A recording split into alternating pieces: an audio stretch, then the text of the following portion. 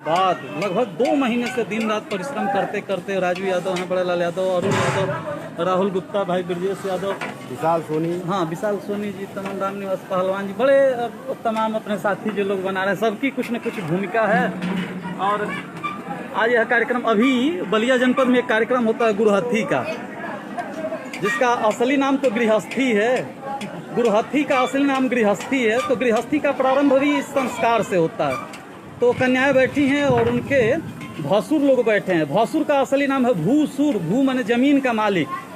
तो भूसुर लोग बैठे हुए हैं और गुरुहथी का कार्यक्रम हो रहा है। यह अंतिम स्पर्श होता है और उसके बाद यह कसम खिलाया जाता है कि फिर वो जीवन में जो भूसुर होंगे अपनी भवह का या छोटे भाई, माता माना गया ना, छोटे भाई की पत्नी को माता की संज्ञा दी गई है, तो उनका स्पर्श इसके बाद वर्जित हो जाता है। तो द्वार पूजा का संस्कार हुआ है, जयमाल भी हुआ है जो एक आधुनिक परंपरा में आ रही है, और उसके बाद गुरुहथी का कार्यक्रम हो रहा है। इसके बाद पाणी ग्रहण संस्कार होगा, वैवाहिक कार्यक्रम संपन्न होंगे। लेकिन इसी कड़ी में तनाव, हाई ब्लड प्रेशर के मरीज होते हैं, आखिर बेटियों के हाथ पीले होंगे कैसे? तो ये सामान्य बात नहीं है और बड़े लाल यादव के दिमाग में ये बात चलती है। बहुत सारे सार्वजनिक कार्यक्रम उनके माध्यम से होते हैं। इन्होंने इस बात को सोचा। ये पीछे राजू यादव देख रहे हैं, इनकी भी बड़ी भूमिका है। भाई ये भी बघौता से हमारे नौजवान साथी हैं, भाई विशाल सोनी, राहुल गुप्ता, और ये नौजवान का नाम तो हम नहीं जानते। तो ये कोई सामान्य बात नहीं है। इन लोगों की उम्र बड़ी कम है, उम्र बहुत कम है, लेकिन सोच इतनी बड़ी है, इतनी बड़ी, तो आसमान से भी ऊंचा सोच है।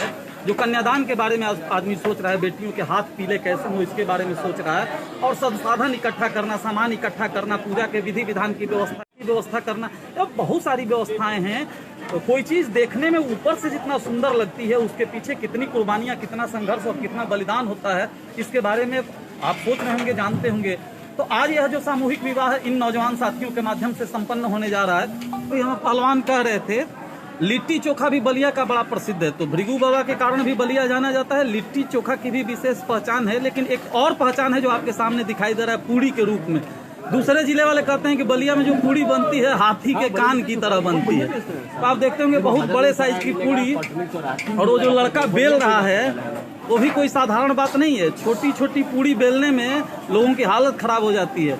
और ये नौजवान पूरी तन्मयता के साथ उतना बड़ा, हालांकि अभी वो उतना बड़ा पूड़ी नहीं है, हाँ ये अभी छोटा बच्चा है, तो अपने औकात के मुताबिक छोटा सा ही पूड़ी बना रहा है। लेकिन फिर भी जो पूड़ी है ना, दूसरे जिलों के 20 पूड़ी के बराबर अकेले है।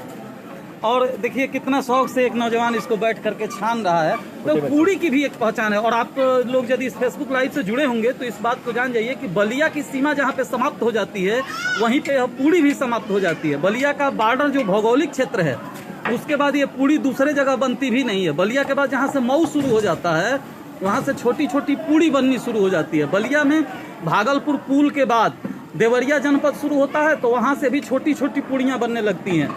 इधर बक्सर में जब पार करते हैं पुल, तो वहाँ से भी बक्सर में छोटी पूड़ी बनने लगती है। माझी पुल को पार करते हैं तो उधर भी छोटी छोटी पूड़ी बनती है। लेकिन बलिया में पूड़ी बड़ी बड़ी, बहुत बड़ी बड़ी बनती है।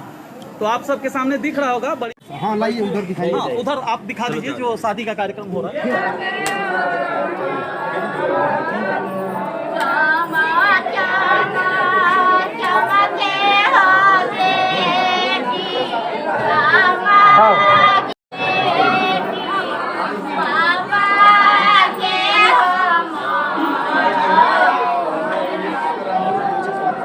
पक्ष और ये हमारे बड़े भाई राजू जी कन्यादान करते हुए